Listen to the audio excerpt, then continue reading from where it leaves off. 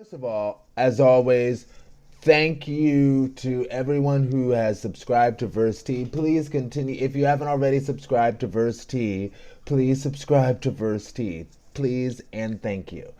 Anyway, well, not anyway, what's going on today? I'm a little bitter. I don't want to say bitter, but a little bit bitter.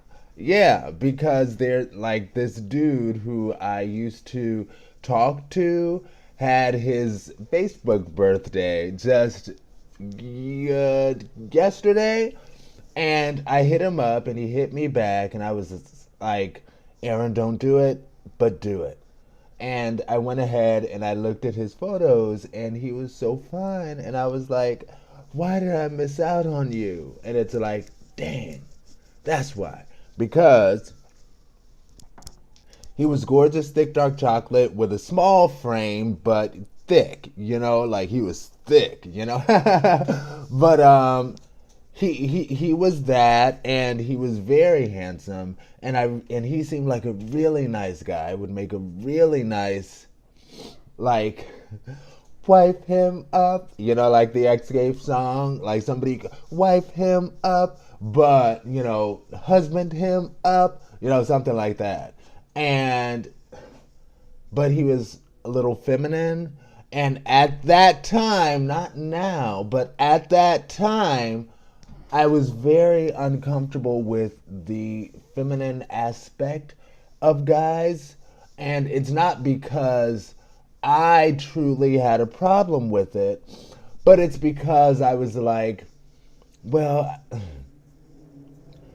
if I'm with a feminine person, people will judge me, and I need to make sure that everybody around me likes the person who I'm with. Because at the end of the day, that's what it effing is. Worrying about what everybody around you thinks about the person that you're with. And that does not and should not, it should not and does not matter at all. But that's what was sort of driving me. And I was like, oh, he's a little bit feminine. And in some of his photos, he wore really short shorts that like came halfway down his thigh. Now, bear in mind, I'm a leg man, so I love seeing some gorgeous legs. I do. I'm sorry, like that's the New York in me coming out. Like I love some gorgeous legs, but I felt uncomfortable seeing him in those shorts because I'm like, ooh, that's kind of feminine, and I don't know how people will receive us. So, not worried about what my connection with him, but worried about what other people outside influences think about the two of us. And it took me a while to realize that that doesn't matter, because those outside influences ain't gonna be your man. They ain't. They simply ain't. I'm sorry, And now I'm in the previous recording of the video where it was shaking too much. I was like, now I'm old and lonely and I want a man, But I'm not gonna say that because maybe that sounds a little too desperate, but I would like a man.